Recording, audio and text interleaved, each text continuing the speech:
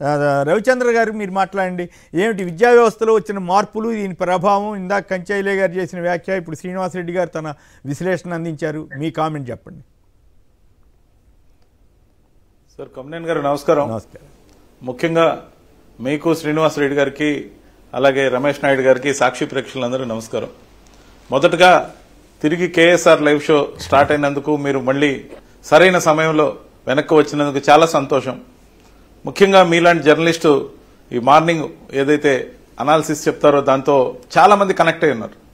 ఖచ్చితంగా కూడా విద్యా వ్యవస్థ ఏదైతే ఉందో ఈ విద్యా వ్యవస్థ సమాజానికి మార్పు కోసం, భావితరాల అభ్యున్నతి కోసం, ముఖ్యంగా ఇక్కడ కులము, మతము, ప్రాంతాలు, ఓట్లు ఇలాంటివి ఏమి ఉండవు సార్. చిన్నపిల్లలు బంగారం లాంటి భవిష్యత్తును వాళ్ళకి ఇస్తే భావితరాలు బాగుపడాలనే కోరిక, ఒక పట్టుదల, ఒక కాన్సెప్ట్ ఏదైతే తీసుకున్నారో దాని మీద అంకిత భావంతో మొదట అమ్మఒడి అయితే స్కూల్ డ్రాప్ అవుట్స్ ని కంట్రోల్ చేయడానికి, సార్ విద్యా దీవెన, వసతి దీవెన చదువుకునే విద్యార్థులకి వాళ్ళ అక్కడ ట్రాన్స్పరెన్సీతో ఈవెన్ ప్రైవేట్ స్కూల్లో చదువుకునే వాళ్ళని కూడా పోనీలే అని చెప్పి ఇవ్వడం, మరి గవర్నమెంట్ స్కూల్స్ ని ప్యారల్ గా డెవలప్ చేసుకుంటూ పోవడం. 45,500 స్కూల్లో ఇప్పటికే 38,500 స్కూల్స్ ని నాడు నేడు స్కీమ్ ద్వారా కంప్లీట్ గా ఆధునీకరించి వెల్ ఎక్విప్ చేసి మిగతా వాటిని ప్రోగ్రెస్ లో పెట్టిన ప్రభుత్వం ఇది. మరి ఇన్ఫ్రాస్ట్రక్చర్ నుంచి తర్వాత చక్కటి ప్లే గ్రౌండ్స్, తర్వాత మినరల్ వాటర్ ప్లాంట్స్, తర్వాత మిడ్ డే మీల్ కి ఒక మెనూ, దాంతోపాటు బ్యాగులు, బుక్స్, జగనన్న విద్యా కానుక ద్వారా బుక్స్ ఏవైతే ఉన్నాయో మా కార్పొరేషన్ ద్వారానే వెళ్తాయి సార్. జగనన్న విద్యా కానుక బుక్స్ మా కార్పొరేషన్ ఏపీటీపీసీ ద్వారా మామూలుగా గవర్నమెంట్ స్కూల్స్ అన్నిటికీ ఫ్రీ ఆఫ్ కాస్ట్ వెళ్తాయి, గవర్నమెంట్ టు గవర్నమెంట్.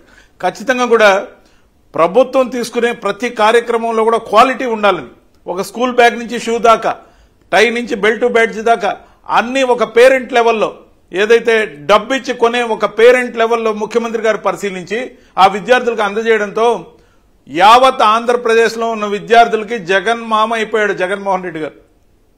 ఈరోజు జగన్ మామ అని వాళ్ళు పేరెత్తి పొగుడుతున్నారంటే, పాటలు పాడుతున్నారంటే, చక్కగా చదువుకుంటున్నారంటే, వెల్ డ్రెస్ అయ్యారంటే, వెల్ ఎక్విప్ అయ్యారంటే ఆ తల్లిదండ్రులు ఎంత సంతోషంగా ఉన్నారంటే ఎల్కేజీకి నర్సరీకి కూడా లక్షల్లో ఫీజులు గుందే ప్రైవేట్ ఇన్స్టిట్యూషన్లు బాధపడుతున్నాయే తప్ప ఆ తల్లిదండ్రులు అందరూ హ్యాపీగా ఉన్నారు.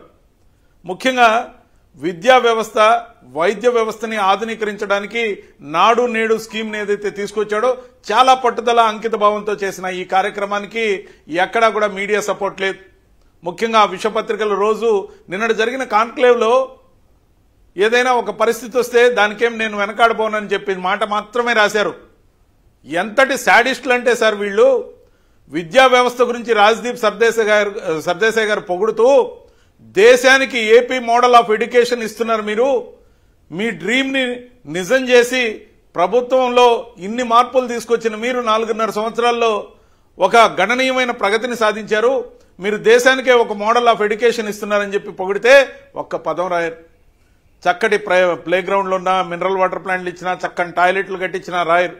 సార్ ఒక్కటి మాత్రం నిజం, అవతల వైపు కేవలం అధికారం అనుభవించడం కోసం వెంపర్లాడుతూ జెండా కలిపి అజెండా లేకుండా అధికారాన్ని అనుభవించాలి, తద్వారా వాళ్ళ పెత్తందారీ కులాల్ని, ముఖ్యంగా పచ్చళ్ళ ఫ్యాక్టరీ వాళ్ళకి ఇంకో 4 ఫిలిం సిటీలు కట్టించాలి, కిరోసిన్ అమ్మే వాళ్ళకి ఇంకో 4 పేపర్లు లేకపోతే ఇంకో 2 ఛానళ్లు పెట్టివ్వాలి.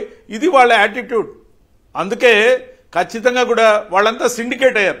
ఈ రోజు చంద్రబాబు నాయుడు గారు కానీ, పవన్ కళ్యాణ్ కానీ, మరి ఎవరెవరైతే వాళ్ళ సిండికేట్ లో భాగస్వాములు అవుతారో, కొందరు ఓపెన్ గా, కొందరు బ్యాక్ టు ద స్క్రీన్ ఏదైతే నాటకాలు ఆడుతున్నారో, సమాజంలో పేద ప్రజల అభ్యున్నతి కోసం పాటుపడిన అభినవ అంబేద్కర్ లాగా, అభినవ పూలే లాగా వైఎస్ జగన్మోహన్ రెడ్డి గారు డైరెక్ట్ బెనిఫిషియరీ ట్రాన్స్ఫర్ ద్వారా ప్రతి సంక్షేమాన్ని కరప్షన్ ఫ్రీగా ఏదైతే ఇచ్చాడో, చిన్న ఎగ్జాంపుల్ చెప్తా సార్. ఒక ఆమ్ ఆద్మీ పార్టీ ఢిల్లీలో కేవలం 2 గవర్నమెంట్ స్కూల్స్ ని, పెద్ద స్కూల్స్ ని, పబ్లిక్ స్కూల్స్ ని ముఖ్యంగా వాటిని ఆధునీకరిస్తే 70 సీట్లకు 67 సీట్లు కొట్టింది, అసెంబ్లీ సీట్లు.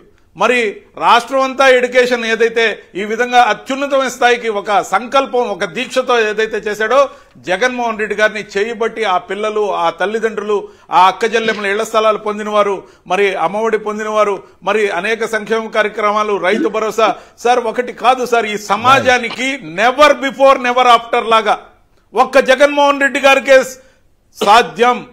ఎందుకంటే అతనికి ఉన్న కమిట్మెంట్, అతనికి ఉన్న విజన్ సమకాలీన రాజకీయాల్లో ఆంధ్రప్రదేశ్ లో కాదు చుట్టుపక్కల కూడా ఉత్తుత్త హామీలు ఇచ్చే వాళ్ళకి ఎవరికి లేదు. మనం చూస్తున్నాం తెలంగాణలో 6 హామీలు ఇచ్చారు, 2 హామీలు అమలు చేశారు. నానా అగచాట్లు పడుతున్నారు. రైతు బంధు ఇవ్వలేక, నిరుద్యోగ భృతి ఇవ్వలేక అనేక రకాలుగా కారణాలు చెప్తున్నారు, అర్జీలు స్వీకరిస్తారు.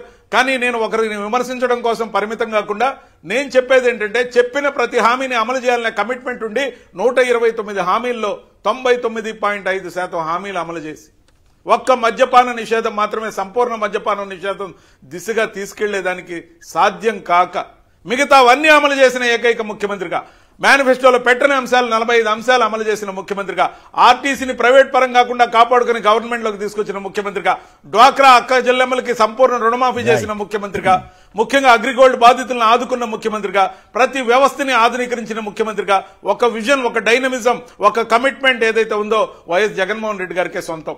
ఈ రోజు ప్రతిపక్షాలన్నీ ఏకం కావచ్చు, రకరకాల మంది విమర్శించవచ్చు. కానీ సార్ ఒక్క మాట మాత్రం చెప్పాలి సార్ కొమ్మినేని గారు, ఈ సమాజంలో రాజకీయ పార్టీలు ఉండేది రాష్ట్ర ప్రజల అభ్యున్నతి కోసం అని మాత్రమే నమ్మిన ముఖ్యమంత్రిగా వైఎస్ జగన్మోహన్ రెడ్డి గారు కొనసాగుతున్నారు.